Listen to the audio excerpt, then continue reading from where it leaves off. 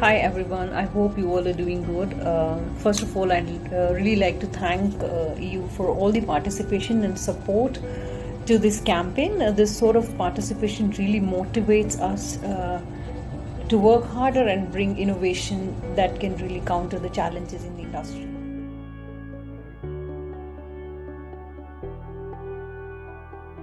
Back to the challenges related to sampling, we received more than 100 of them. Since many questions had a similar theme, we tried to club in the question, or we tried to make a category of the question so that we could answer all sorts of questions that you have raised.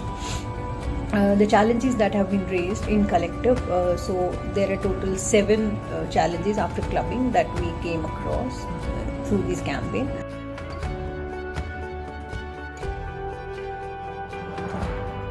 First being, how can we maintain the quality standard by reducing manpower?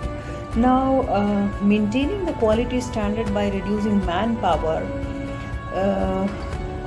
first of all, the question context is not very clear, but what I understand from this is that while reducing the manpower, how can we still retain the quality of the product?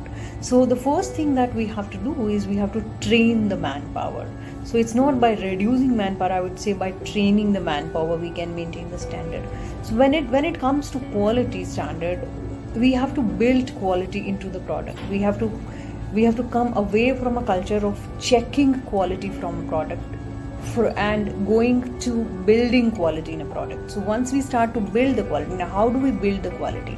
That means by setting the right processes, by setting the right ways to do the processes, by standardizing the processes, by training people about each and every step of the process. That is how you build quality into a product. So I would say that you can maintain or build the quality into a product by training, by standardizing, by setting up the process, each step of the process. So these are the ways to maintain quality standard of any product.